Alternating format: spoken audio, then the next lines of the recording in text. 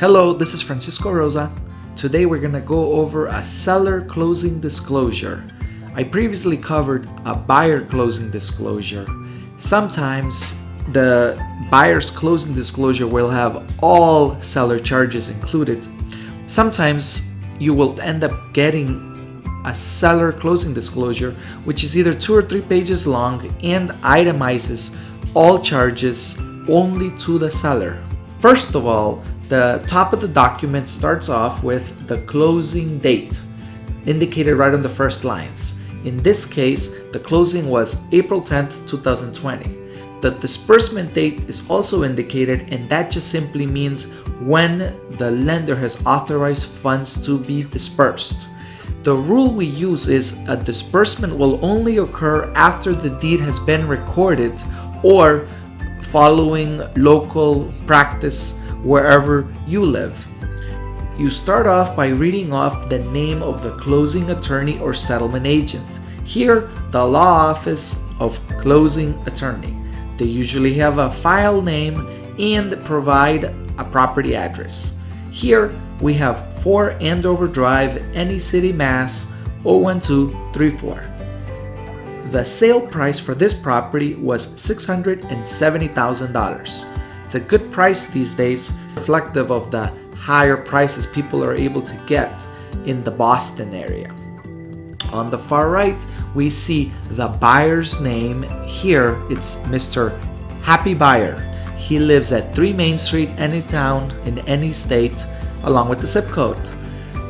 Then we have our happy seller. Scrolling down, on the far right, you will see the contact information for both the seller agent and the buyer agent. If it was a dual agency responsibility, meaning the same broker conducted the representation for both buyer and seller, you can expect to see the same information on both sections. Otherwise, you will have the listing agent and the buyer agent. Here we have great buyer agent, great seller agent. The corresponding contact information has been blanked out, but it's just simply contact information. On the bottom, you will have the settlement agent's contact information. Here we have the law office of the closing attorney, closing agent's name, their email, their phone number. Now to the details about the money. I always tell people it's best to start off by reading the closing disclosure on page 2. Why? Because the summary of the fees on page 2 shows up as a total cost on page 1. Now, you should not expect much here, and we see that this resembles the buyer closing disclosure, but all charges are simply omitted unless you were giving the buyer a credit. Then you would see it either as paid at closing or paid before closing.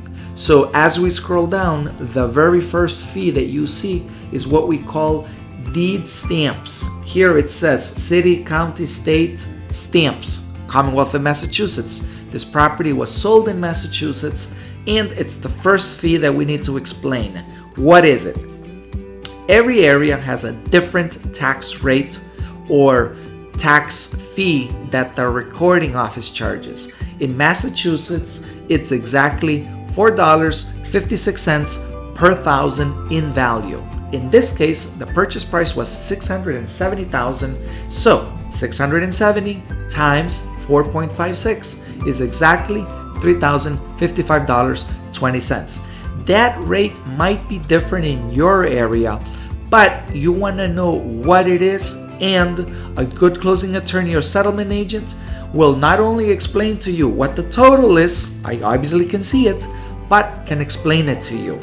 Second, in this section, the only other charges that are being collected from the seller are the listing agent and buyer agent fee.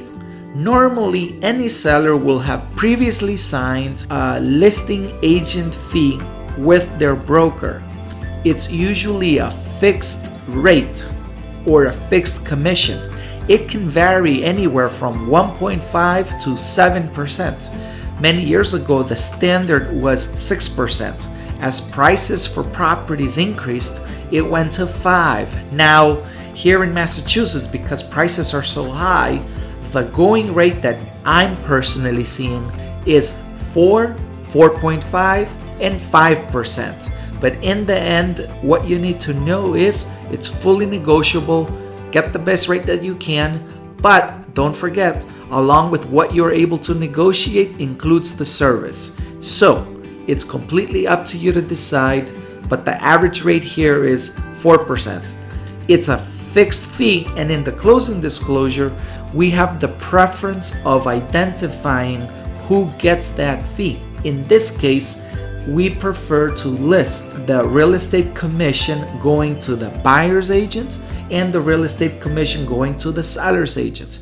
But the agreement with the listing agent is for the full fee. As a settlement agent, we prefer to itemize it. These three fees that you see here, $3,055.20, $13,000, and $13,000, have a sum of $29,655.20, and it's the number that you see right here at the bottom. Here is a summary of what the seller is expecting to get. They're expecting to get the full sales price for the property. If taxes were paid ahead of time, in this section for adjustments for items paid by seller in advance, you would expect to see a tax adjustment or a credit for any taxes paid ahead of time. They would show up as a charge to the buyer CD and a credit on the seller. Here, based on the closing date, the quarterly taxes have not been paid, so there is a charge to the seller on the next section below.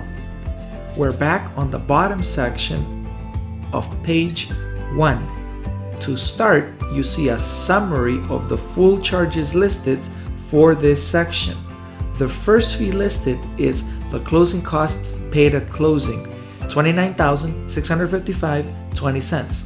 This fee is the full total of all charges listed on page 2.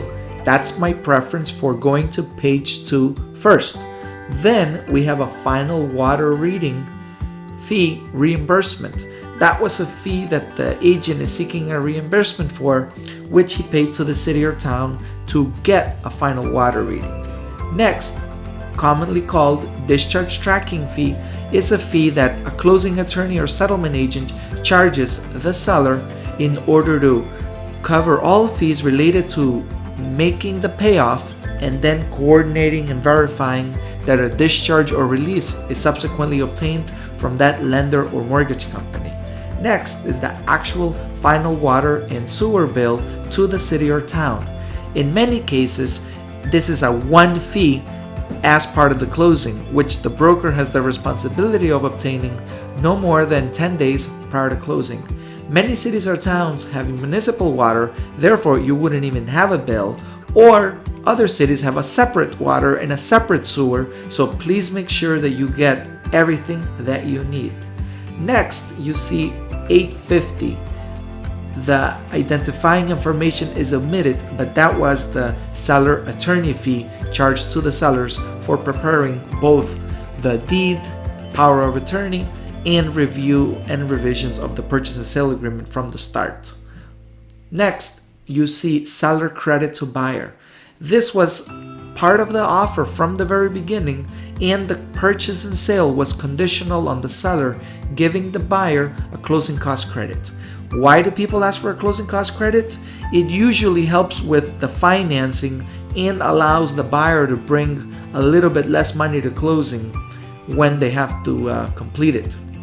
Next, we have the 221-681-29. The identifying information is also omitted, but this fee was actually the mortgage payoff. The closing attorney must ensure that they've collected enough money to pay off any current mortgage due to the seller. This money will usually cover slightly more interest than as of the closing date, because we need to account for time for the funds to reach the lender. Normally, we add 2 or 3 days for any unforeseen reason or delay. Finally, a wire fee. In this case, the attorney was either wiring the proceeds to the seller or wiring the payoff, and they charged the seller a wire fee. Finally, at the bottom, you see what we call adjustments for items unpaid by seller. In this case, because we're closing April 10th, the next real estate tax bill was not till May 1, which remains outstanding. The buyer ends up paying the full quarter, but gets a credit for the time that the seller still owned the property. In the end, the summary of all these charges is what you see here, totaling $257,000, $728,17. Carry that down. Purchase price is $670,000. Closing costs $257,000, $728,17. Net proceeds to seller $412,000, $271,83. There it is. That's what the seller expects to get. This is a sale specific to Massachusetts. It could vary based on custom, what charges and additional fees a seller will normally be charged based on where you live and based on your city or state. Thank you for watching.